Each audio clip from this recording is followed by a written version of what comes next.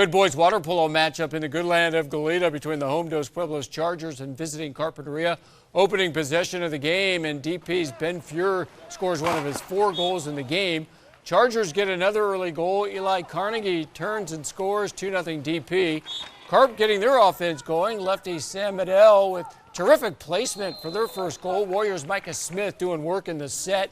Sweet goal to tie it at 2.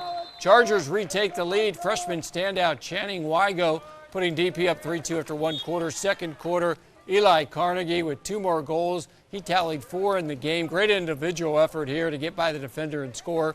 Chargers led 5-3 at the half, and they win going away 16-5. Another strong game in the cage for DP freshman goalie Koa Zortucci. He made 10 saves. Chargers improved to 9-2 in the season.